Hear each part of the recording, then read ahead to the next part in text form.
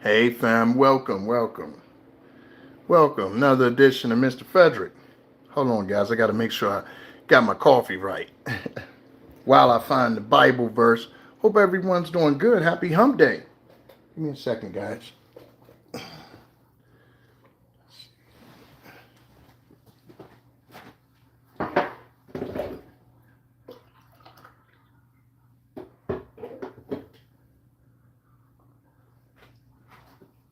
All right.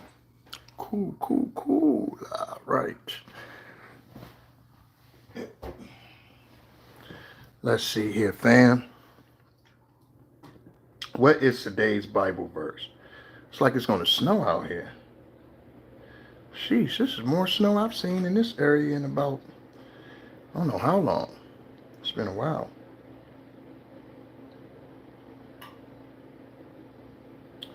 Okay. Today's Bible verse. This is Acts 16:25, fam. Acts 16:25. And at midnight, Paul and Silas prayed and sang praises unto God, and the prisoners heard them. Wow. Okay, that's self-explanatory, fam. Acts 16:25. The prisoners prayed, and Paul and Silas prayed and sang praise unto God, and the prisoners heard them. Acts 16:25. All right, fam. All right, today what I'm going to talk about is I'm going to talk about the power of God. Okay. And in the sense of the power of God, in the sense of what he will and will not allow you to do. And specifically, I want to talk about how God doesn't allow you to settle. Okay. And I'm going to expound upon that. God does not allow you to settle. So when you try to take the easy route, or when you try to, maybe you ever hear the phrase low-hanging fruit in sales, we always use that a lot. We always use, get the low-hanging fruit, the easy sell. It's right there. The customer, either, it's a hot lead. They already show interest in, your product or your service. That's a hot lead. Easy sell. Okay. Hey, Hungry Night. Hey, Hungry Night. So, hey, everyone is coming in. Welcome. Everyone is coming in. Welcome. Light. Give me some lights, guys. Come on now. Hey, Jesse, Colonel, Stray Yank, HP. I like that. Hey, guys. Like to see you guys in there. Give me some lights now. That helps the channel out a lot. So, what I'm talking about today, again, is what God won't let you do. He won't let you settle. So, when you try to settle, thank you so much for that light. Thank you so much. Hi, y'all. So when you try to settle in life, you will be punished for that, okay? You will be punished for trying to settle. And the reason being is that God has already assigned you to do certain things. So it's just like, let me use, for example, let's look at the animal kingdom. Let's look at how dogs, we have worker dogs, we have toy dogs, we have dogs for show, we have dogs for hunting. We have dogs for all sorts of purposes. Man has bred different dogs to do different services for man. And it's the same way with humans. We all meant to do something. Some people are meant to support. Some people are meant to help. Everyone can't be an EMS, fam. Everyone cannot rescue people who are in brutal accidents that you have to show up on the scene and recover their bodies, heal. Everyone's not built to do that, as we know. So but it is people in this world that can do that. Everyone's not meant to be a surgeon, not meant to open someone up with a skyful and dissect their organs. Everyone cannot do that. You cannot have me do that job. Even if I was capable of doing it, I don't have the stomach for it. Okay? And it's a reason. But guess what? There is someone that can do that job. There's someone that has the stomach for it. And it's the same thing with us. We all have certain roles that we have. And when we try to not play our role, when we try to do something, maybe because it looks easier, it looks like it's an easier path for you. Oh, okay, well, I'm a natural born leader, but I'm not going to lead because it's easier for me here to sit back and just and follow. It's easier, it's less stress, it's less challenging for me to sit back now and try to play this role. And I can skate a little bit. It's a little harder for me to do what I'm born to do. So I'm just going to take this route. It's not going to work, fam. It's not going to work because that's not what God put you here for. And what's going to happen is you're going to be identified that no, this is not what you're good at. We want you to do this. Either someone's going to point you out or they're going to get you out of there because you're not playing your role. So it's important to know what your role is. And honestly, you'll know that by just existing. People will let you know what your role is. People will let you know when you get enough doors closed in your face or enough rejection, you'll know that's not for you. Now, not to say that even the things for you are not going to come with certain rejections. That's life. Some things for you, you just got to go through the rejection. But you know when something's for you by the way you feel, okay, by your success rate. You can do things that you're gifted at easier. Your success rate, your ability to do them on a higher level with less effort is substantially better than another person. That's how you know. It's very simple. You do it very well, naturally. It's easy. It's like breathing for you. That's when you know you're in your lane. And even though something else might seem easier, it might seem like the easier way to go, you'll end up hurting yourself because God didn't put you here for that. If God put you here for a more significant, or I'm not going to say significant because every role, they all have equal significance. It's just the amount of people that they might affect directly or indirectly. But God, even the person that's in the, just look at it like a football team. That offensive lineman has a purpose. Even though we might not know his name on that line, we might not know the defensive lineman name, but they have a purpose. You know their name when they cannot block and the quarterback gets sacked like Patrick Mahomes did in the Super Bowl 112 times. That's when you know, okay, the offensive linemen mean something. They have importance. Hey, Ryan. Hey, Ryan, Lena. Hey, guys. And so what I'm saying is that you have to play your role. You can't settle. It's not going to work.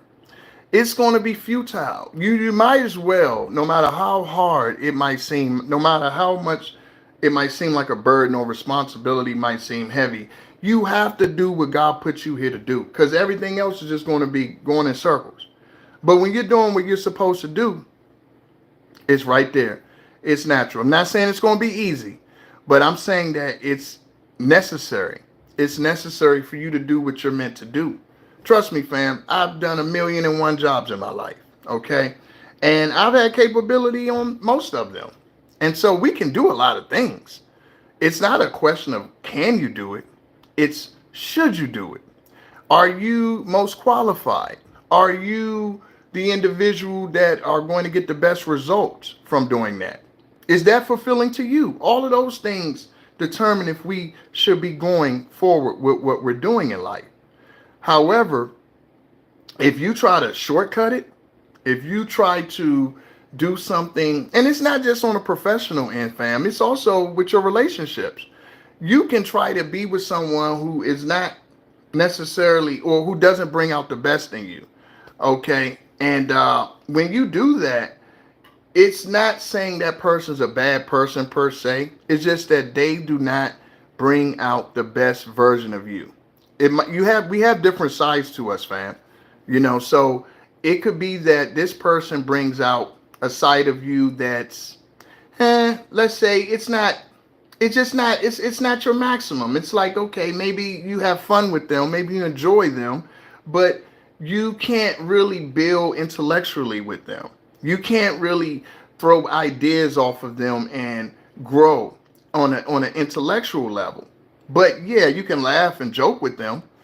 And so it's a time and place for that. But when you're talking about a partner for your life, you're not want to laugh and joke all the time. You actually sometimes want to be, you want to have something substantial, something that's building, something that you both come away with more information, okay, just by having that conversation. And that's how you know, that's how you can tell, okay, I can just operate with this person on this level. But when it comes to, does this person really respect my intellect? Do we share common views or values? And that's when it gets a little tricky. And when you try to take someone where you only really relate to them on one level and it only goes right here, and you try to make something more of that, what happens is it's a house of cards, fam, because that foundation is not strong enough. Do they enforce your relationship with God? You can be with someone who never mentions the Lord. You're around them every day and they never mention God to you.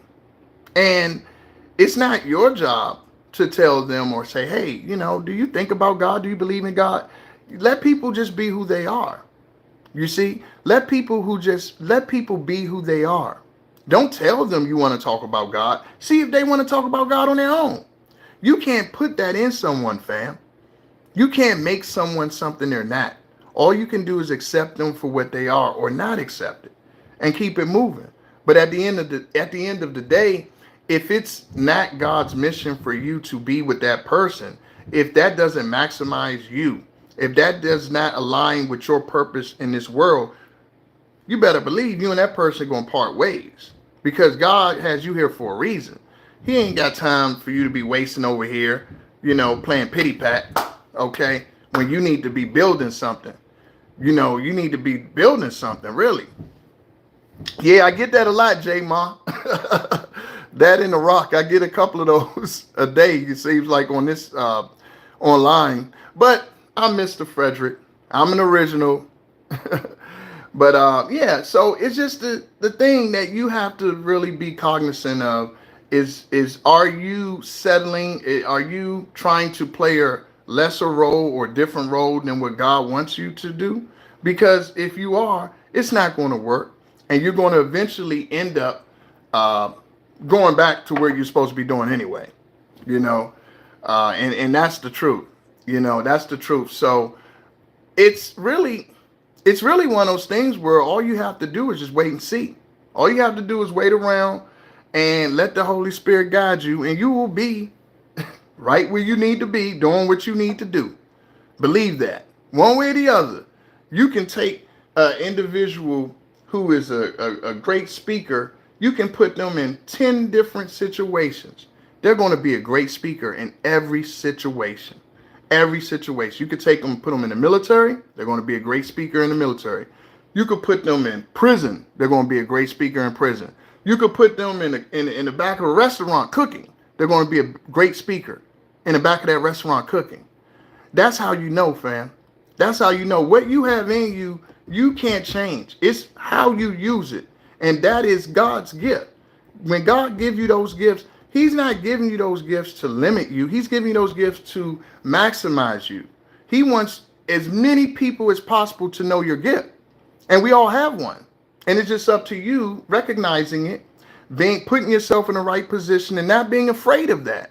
Not being afraid of your gift, because that's why you're here. You don't have fear. He built you fearlessly, okay? And wonderfully, beautifully. That's how He created us. So don't be afraid. You're going to ultimately be rewarded doing what you're supposed to do. Okay? You're going to be rewarded doing your purpose. And it doesn't mean it's not going to be arduous and it's not going to be challenges, because it is. Okay? But you have to stay on that path. You can't do it in your personal life. You can't settle and, try to take the easy route. You can't do it in your professional life. You have to be the best you're meant to be. And that's the only way. All right, fam, and that's all I'm going to say about that. Okay, so we got that. Now, I want to talk about, as I always do, I want to talk about someone, today it's a musician, someone who I respect, who I really, really think is just, he just passed away, actually, and I think he's a legend. Well, I know he's a legend, and he'll go down in history, won't be forgotten, and that's Frankie Beverly. Frankie Beverly and Maze. I was just listening to him this morning, fam. And I gotta say, he's one of the greatest in my opinion, because his music, it translates different generations. You can't. You could be 10 years old listening to Frankie Beverly and Maze, or you could be 70 listening to Frankie Beverly and Maze. You know what they're saying, and you're going to feel it between the lyrics, between his voice, between the instruments, the band playing. Frankie Beverly and Maze is one of the most underrated musicians, bands in history, in my opinion. And I just want to give him his props because I listened to his music and I realized every song has a positive message. Every single song that they have just about that I've heard, I mean, has a love is the key. That was a song I was listening to today. Love is the key. And I think that's a great song. If anyone you want to check out some Maze, check that one out. Hey, Lana, I hope I'm pronouncing it right. But yeah, Frankie Beverly, that song, Love is the Key. If you listen to the lyrics, it's amazing. It's poetry, but it's uplifting. And you get the harmonies with it. There's no way you're going to be in a bad mood after listening to some Frankie Beverly and Maze. I'm sorry. If you're in a bad mood after listening to Love is the Key, if you can't get up, love is the, if you can't get up and do that, ooh, you don't have a soul. We need to check your pulse. Yeah, man. So, yeah, I want to give him his props. I don't think he gets enough. He recently passed not too long ago, say a few months ago, and I don't think, oh, Marvin Gaye. Yeah, Marvin Gaye, obviously, yes. Legend all day. DC's own. Marvin Gaye. Actually, funny you put that J Ma up because Marvin Gaye discovered Frankie Beverly and Maze. Yeah, Marvin Gaye, he actually Marvin Gaye discovered Frankie Beverly and Maze. So it's ironic that you put that up, but yeah, both legends. But yeah, you guys check out Frankie Beverly and Maze. Some of his music, very uplifting, positive. And on that note, I'm gonna say goodbye. I'll see you guys tomorrow, 11:30. A little late today. And hope everyone enjoy. Remember, like, share, subscribe. All right. Love what you do. Do what you love, guys. See you tomorrow. You too, J Ma.